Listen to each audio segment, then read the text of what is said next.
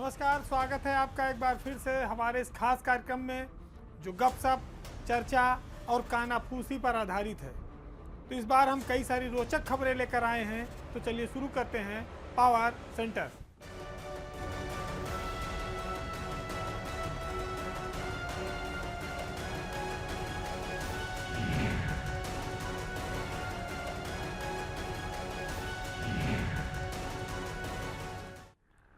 वैसे तो चाहे जीवन हो या नौकरी, जो आया है उसे एक दिन जाना है। लेकिन अफसरों के साथ कई बार कुछ अजीब वाकया होता है। जैसे आप रात में सोए हैं, सुबह आपकी कुर्सी चली गई, पता नहीं लगता। तो इस तरह के भी किस्से होते हैं। उसके पीछे कोई तात्कालिक कारण भी कई बार होते हैं और कई बार छोटे छोटे कारण एक दिन बड़े बन जाते हैं। पिछले दिनों पुलिस महकमे में 7 बड़े आईपीएस अफसरों के तबादले हुए। इन तबादलों में जो सबसे ज़्यादा चौंकाने वाली बात रही वो ये रही कि आधी रात को उत्तर प्रदेश में कुल 4 पुलिस कमिश्नरियां हैं, उसमें से 2 के पुलिस कमिश्नर को हटा दिया गया। लखनऊ और कानपुर, ये दोनों पुलिस कमिश्नर एक साथ बदल दिए गए। हम ये भी कह सकते हैं कि जब से उत्तर प्रदेश में पुलिस कमिश्नर सिस्टम लागू हुआ है तब से ऐसा कोई वाकया नहीं आया। ये पहला मौका है जब सरकार ने एक झटके में इतना बड़ा निर्णय किया और दोनों पुलिस कमिश्नरों को वेटिंग में डाल दिया। अब इस बात को लेकर कयास लगाए जाने लगे कि ये जो दोनों पुलिस कमिश्नर हटे, इसके पीछे कारण क्या है। डीके ठाकुर जो लखनऊ के पुलिस कमिश्नर थे, वो लगभग 2 साल लखनऊ में रहे पुलिस कमिश्नर, जबकि विजय सिंह मीना अभी विधानसभा चुनाव के दौरान वो वहाँ पर आयोग ने उनको कमिश्नर बना के भेजा था, जब वहाँ के पुलिस कमिश्नर ने इस्तीफा दे दिया और चुनाव लड़ने चले गए असीम अरुण।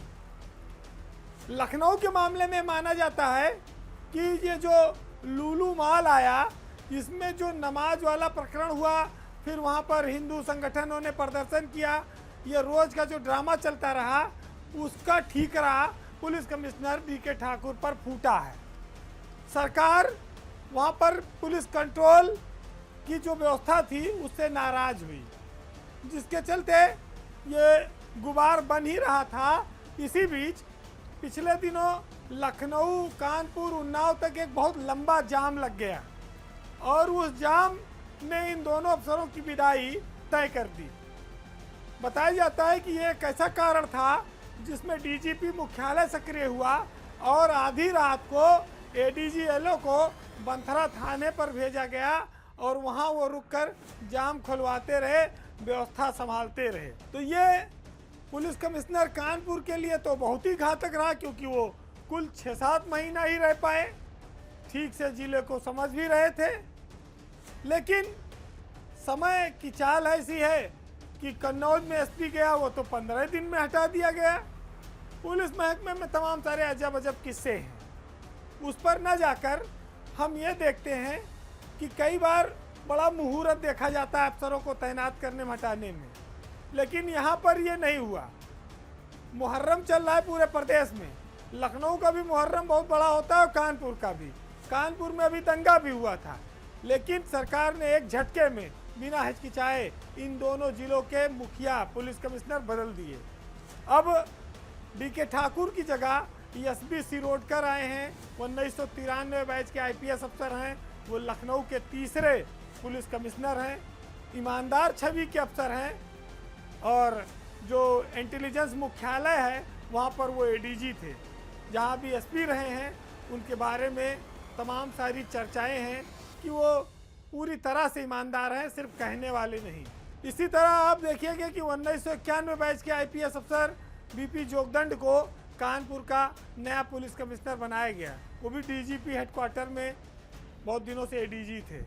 उनको भी लग रहा था कि शायद पता नहीं कहीं पोस्टिंग होगी कि यहीं पर आगे प्रमोशन हो जाएगा। फिलहाल परिवर्तन प्रकृति का नियम है। रात में चैन से सोने वालों को पता नहीं होता कि सुबह उनकी कुर्सी रहेगी या गिर जाएगी। पुलिस हो, प्रशासन हो, ये नौकरियां सब तलवार की धार पर चलती हैं। लेकिन अब जब से उत्तर प्रदेश में एक नए डीजीपी डीएस चौहान का आगमन हुआ है, तब से खुफिया तंत्र भी सक्रिय है पुलिसिंग पर भी तगड़ी नज़र है। तो स्वाभाविक है कि ये एक परिवर्तन की अभी शुरुआत है। अभी कुछ और नई चीज़ें, कुछ और पुलिस कमिश्नरियों में भी परिवर्तन देखने को मिलेगा और जिलों में भी बदलाव होगा।